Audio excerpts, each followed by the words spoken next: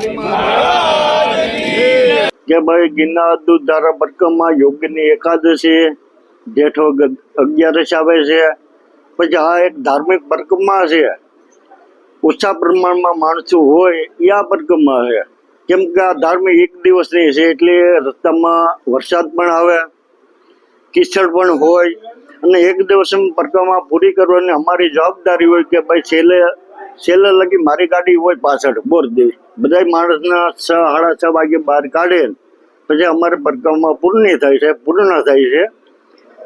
તો કોઈએ જંગલમાં પલાઠી ન લઈ જવું, જંગલના નિયમનું પાલન કરવું, ક્યાંય જંગલમાં ડાવરું જવાનું નહીં, કોઈ હિંસક પ્રાણી હોય ને કોઈને સાળો ન કરવો, અને આપણે એક ધાર્મિક પરિક્રમા છે, ભગવાનનું નામ લેતા લેતા પરિક્રમા પૂર્ણ કરવી। પછી આ દૂધધારા પરિક્રમા એટલે અમારે આજે 72 વર્ષ આ પરિક્રમાના થયા છે।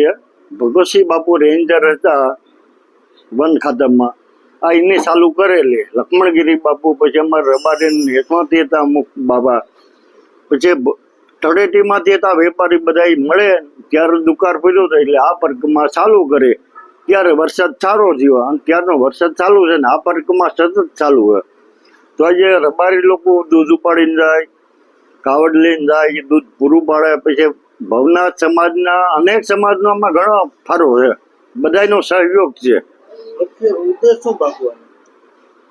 ઉદ્દેશ તો એ છે કે આજે દૂધધારા પરિક્રમા જે તે સમયમાં વરસાદ નહોતો થયો ત્યારે આ પરિક્રમા ચાલુ કરી હતી, પછી વરસાદ હોય જ અને હોય જ છે। તમે આજે વરસાદ નથી, રસ્તામાં જાવ એટલે વરસાદ આવશે, છેલ્લે બોરદેવી આવશે, તો વરસાદ આવે અને આ એક ધાર્મિક પરિક્રમા છે, બધા શાંતિપૂર્વક પરિક્રમા કરો અને જંગલ ખાતું બધા માણસોનો અંદર પ્રવેશ આપે એવી હું વિનંતી કરું છું। જય ગિરનારી। કે આ દૂધધારા પરિક્રમા જેઠ વદ 11ના શુભ દિવસે કરવામાં આવે છે। ગિરનારની આસપાસ વસતા તમામ માલધારી સમાજ દ્વારા આ પરંપરા ચાલુ કરવામાં આવેલ છે કે ભાઈ સારો વરસાદ થાય, તેમજ આવનારા વર્ષમાં તમામ અબોલ જીવોને પાણી તેમજ એમની ગિરનારમાં એમની રક્ષા થાય એના માટે થઈને આ પ્રાર્થના માટે દૂધધારા પરિક્રમા કરવામાં આવે છે। આ દૂધધારા પરિક્રમા કરમણ ભગતની જગ્યાએથી શરૂઆત થાય, ત્યાંથી લંબે હનુમાન તેમજ ભવનાથ સ્થિત મહાદેવ મંદિર તેમજ ગિરનારના તમામ દેવાલયોમાં થઈ અને આ દૂધધારા પરિક્રમા પૂર્ણ કરવામાં આવે છે। આપ સૌને જણાવતા આનંદ થાય છે કે આવી જ રીતના લોકોની સુખાકારી માટે થતી પરિક્રમા એટલે દૂધધારા પરિક્રમા। બસ આટલું જ। જય ગિરનારી।